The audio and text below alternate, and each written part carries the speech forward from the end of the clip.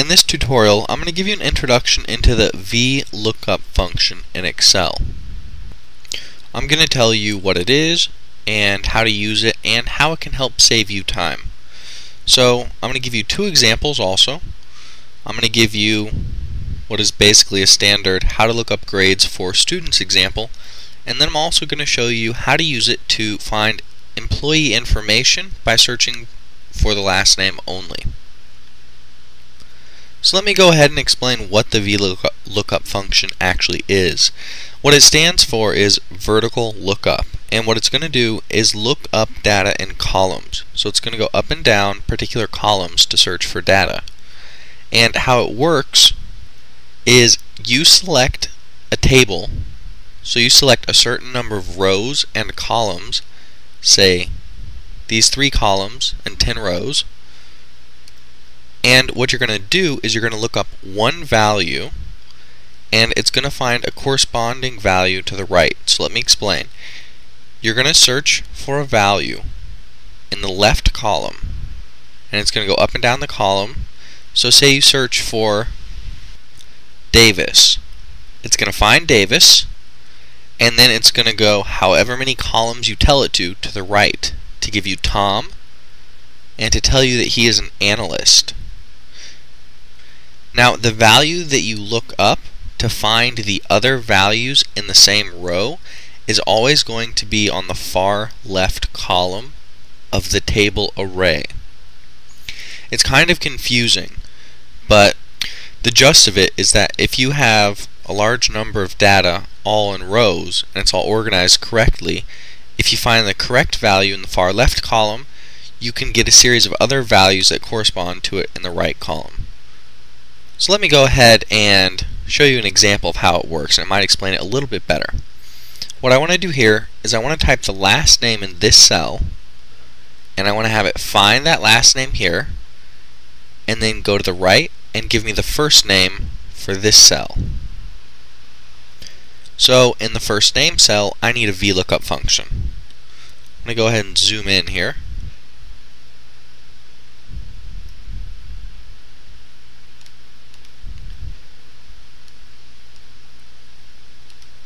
And I want to put a VLOOKUP function right here.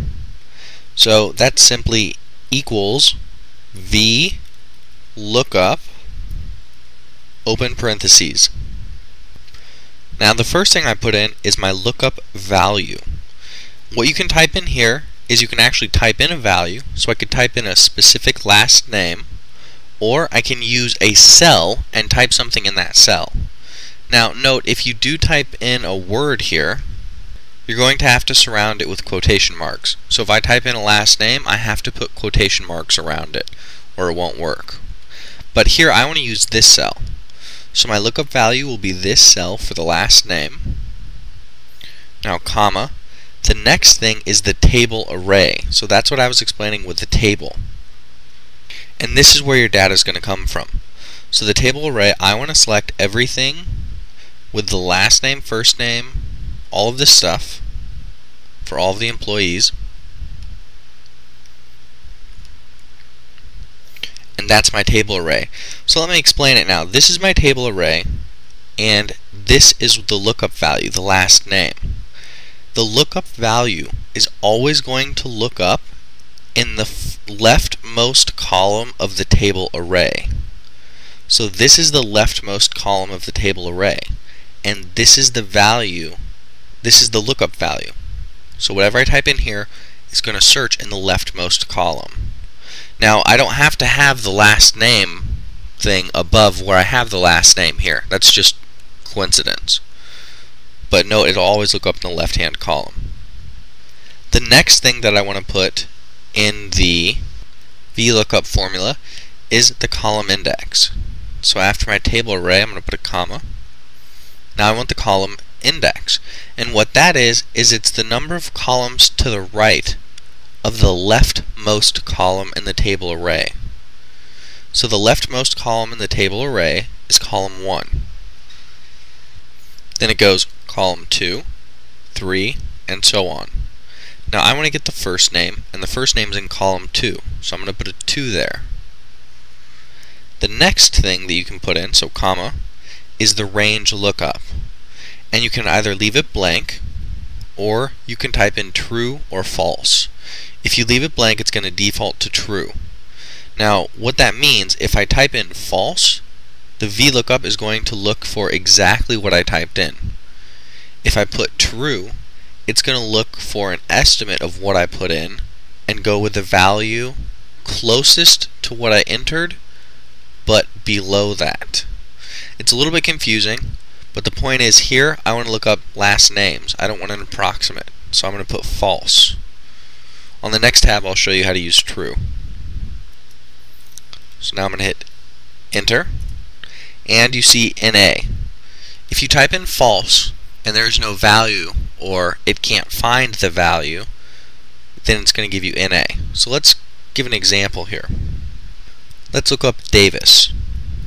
So I'm going to type in Davis, enter, and then we get his name. So what the VLOOKUP did here is this. It had Davis, it searched in the leftmost column of the table array for Davis, it found it here, it went to the second column in the table array, here, and it got the name Tom. And then it put that name up here. So that's how the VLOOKUP worked. So let me go ahead and show you one more example to try and get the hang of this. I already entered the VLOOKUP here, so I'm going to go ahead and delete that and redo it. So we want equals VLOOKUP, open parentheses, the lookup value, I want to search by last name, the table array, I want to search all of this employee data,